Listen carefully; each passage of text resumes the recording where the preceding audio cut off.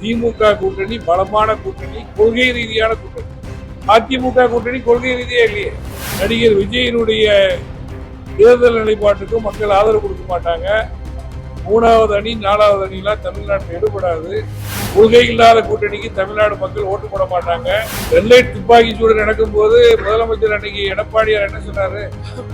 அது நடந்தது எனக்கே தெரியாது, டிவியில தான் பார்த்தேன்னு சொன்னார். அவங்களுடைய கோரிக்கைகளும் சில ஏற்றுக்கொள்றதுக்கு அரசாங்கம் ரெடியா இருக்கு.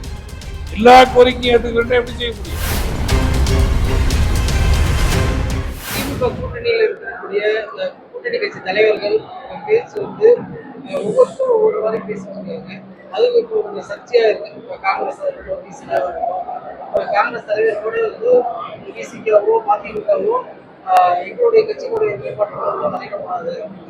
கூட்டணியை உடைக்கிறதுக்கான சைக்கிள் ஏதாவது பின்னாடி ஏதாவது சரியாக நடக்கலாம். உங்களுடைய பார்வை? அதாவது ஒவ்வொரு கட்சிக்கும் ஒரு கொள்கை இருக்கு. அதே நேரத்தில் ஒட்டுமொத்தமாக திமுக கூட்டணியில் இருக்கிறவங்க மதசார்பற்ற கூட்டணி, மதசார்பற்ற வகையில எல்லாரும் ஒன்றுபட்டிருக்கோம்.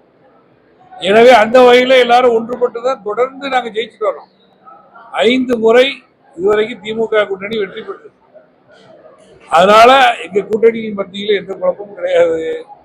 நேற்று கூட நம்மளுடைய எதிர்கட்சி தலைவர் எடப்பாடி பழனிசாமி அவர்கள் இன்னும் பலமான கூட்டணி திமுக சில கட்சி வரண்டு இன்னைக்கு சொல்லல, அவர் ஒரு வருஷமா சொல்லிட்டு இருக்கிறாரு. பாஜகவும் சொல்லிட்டு இருக்கிறாங்க. அவங்களுடைய எதிர்பார்ப்பு எல்லாம் ஏமாற்றத்துக்கு தான் கொடுக்குமே தவிர திமுக கூட்டணி பலமான கூட்டணி, கொள்கை ரீதியான கூட்டணி. அதிமுக கூட்டணி கொள்கை ரீதியே இல்லையே. கொள்கை வேறு கூட்டணி வேறுன்னு அவரே சொல்றாரு எதிர்கட்சி தலைவர்.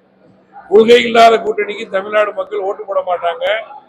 என்ன கொள்கைன்னு தெரியாத நடிகர் விஜயனுடைய தேர்தல் நிலைப்பாட்டுக்கும் மக்கள் ஆதரவு கொடுக்க மாட்டாங்க. மூணாவது அணி நாலாவது அணிலாம் தமிழ்நாட்டில் எடுபடாது. பிரதான அணி 2 அணிகள் தான். ஒன்று பிஜேபிக்கு அடிபடிந்து இருக்கக்கூடிய அதிமுக கூட்டணி, கூட்டணி மதசார்பற்ற கூட்டணிங்கிறது திமுக கூட்டணி.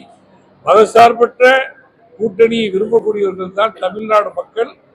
வருகின்ற 2026 சட்டமன்ற தேர்தலிலும் திமுக கூட்டணி தனி பெரும்பான்மையோடு வெற்றி பெற்று தளபதி மு.க. ஸ்டாலின் அவர்கள் ஆட்சி செய்வார்கள் என்பது இப்படி தெளிவான நம்பிக்கை. தமிழகத்துல சட்ட ஒழுங்கு, வடமாநில வடகுறையா இருக்கட்டும், காவல்துறை போதைப் பொருள் தாக்குதலா இருக்கட்டும், பெண்கள் பாதுகாப்பு, இன்னொரு போதைப் பொருட்கள் அதிகமா இருக்குன்னு தொடர்ந்து குற்றச்சாட்டு இருக்கு. இதுல தமிழக காவல்துறையோட செயல்பாடு, தமிழக அரசின் செயல்பாடு திருப்திகரமா இருக்கா? இப்ப பொதுவா மதசார்பற்ற நிலையை பார்த்தே மக்கள் ஓட்டு போட்டுறாங்களா, இந்த சட்ட ஒழுங்கு பார்த்து ஓட்டு போடுறாங்க? சட்ட ஒழுங்குங்கிறது திமுக ஆட்சியில மட்டும் இல்லையே, அது தொடர்ந்து ஆட்சிகள் இருக்குது. போன ஆட்சியில ஸ்டெர்லைட் துப்பாக்கி சூடுலாம் நடந்துச்சா இல்லையா? நாங்களாம் எவ்வளவு தானே இருந்தோம். ஸ்டெர்லைட் துப்பாக்கி சூடு நடக்கும் போது முதலமைச்சர் அன்னைக்கு எடப்பாடியார் என்ன சொன்னாரு? அது நடந்தது எனக்கே தெரியாது, டிவியில தான் பார்த்தேன்னு சொன்னார். பொள்ளாச்சி சம்பவம் எந்த ஆட்சியில் நடந்துச்சு? எல்லா ஆட்சியும் நடக்குது. இது ஒட்டுமொத்தமாக அரசாங்கமும் கட்டுப்படுத்த வேண்டும், மக்களும் ஒத்துழைக்க வேண்டும்.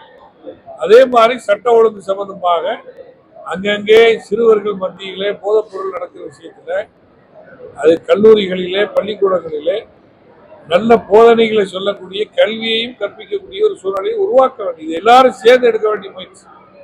சட்ட ஒழுங்குங்கிறது தமிழ் இந்தியா முழுவதும் அப்படிதான் இருக்கு. சில நேரங்கள்ல போதைப் பொருள் எங்கேருந்து வருது, வெளிநாடுகளிலிருந்து, யார் போட்டை நடத்துறா?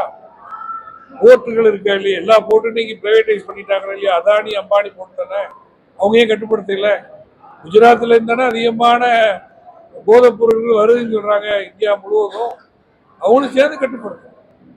தமிழ்நாட்டில இருந்து தனிப்பட்ட முறையில் சொல்ல முடியாது. மொத்தமா இந்தியா முழுவதிலும் மத்திய அரசாங்கம், மாநில அரசாங்கம், பொதுமக்கள் எல்லோரும் சேர்ந்து செய்ய வேண்டிய பணிகள் தான் அந்த பணி.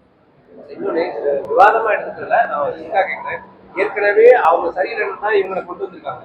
அவங்களை மேற்கோள் காட்டி இப்ப ஆளுநரை கட்சி தப்பிக்கிறது பொதுமக்களும் ஏற்றுப்பாங்களா? இல்ல அது சரியான தர்க்கமா இருக்குன்னு நினைக்கிறீங்க? அவங்கள மேற்கோள் காட்டி சொல்லலையே. திமுக அரசு செய்திருக்கக்கூடிய நன்மையான பணிகளை சொல்றோம். மகளிர் உரிமை தொகை, கட்டணமில்லா பேருந்து பயணம், மாணவர்களுக்காக வேண்டிய அற்புதமான பல திட்டங்கள், நான் முதல்வர் திட்டம், எத்தனையோ திட்டங்கள் அறிவிச்சிருக்கிறாங்க. தொடர்ந்து இந்த அரசாங்கம் செய்து வரக்கூடிய நல்ல விஷயங்களை சொல்லிதான் ஓட்டு கேட்கிறாங்க. அதிமுக ஆட்சியில் உள்ளதை கம்பேர் பண்ணி ஓட்டு கேட்கலையே. நாங்க கேட்டோமா? அவங்களால அதை செய்ய முடியல. மாநில சுயாட்சியை மத்திய அரசாங்கத்துக்கு தாரவாக்குறாங்க. மத்திய அரசாங்கம் நம்ம எல்லா உரிமையிலையும் தலையிடுறாங்க. அதுக்கு கண்மூடித்தனமா தானே சென்ற அதிமுக ஆட்சியில் இருந்தாங்க. அவரால் எதிர்த்து எதுவும் செய்ய முடியலையே. இந்த ஆட்சியில் அப்படி இல்லையே. பல்வேறு நன்மையான திட்டங்களை கொண்டு வர்றாங்க.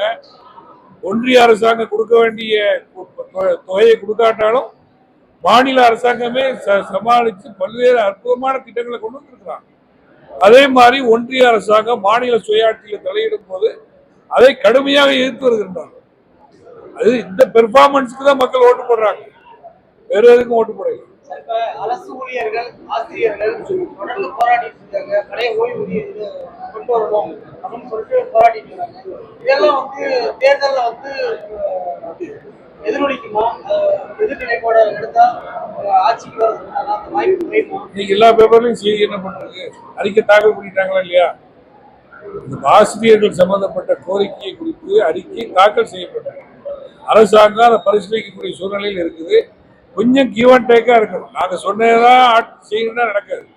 அவங்களுடைய கோரிக்கைகளும் சில ஏற்றுக்கொள்றதுக்கு அரசாங்கம் ரெடியா இருக்கு. எல்லா கோரிக்கையும் ஏற்றுக்கொள்ளா எப்படி செய்ய முடியும்? இந்த அரசாங்கத்துக்கு ஒன்றிய அரசாங்கம் கொடுக்க வேண்டிய நிதியை கொடுக்க மாட்டேங்கிறாங்க. போதுமான அளவுக்கு அவங்க செய்யறதுக்கு ரெடியா இருக்கிறாங்க. கொஞ்சம் அவர்களும் கொஞ்சம் இறங்கி வந்து பேச்சுவார்த்தையில பங்கேற்று உரிய முறையில் நல்ல தீர்வு ஏற்பட வேண்டும் என்பதுதான் என்னுடைய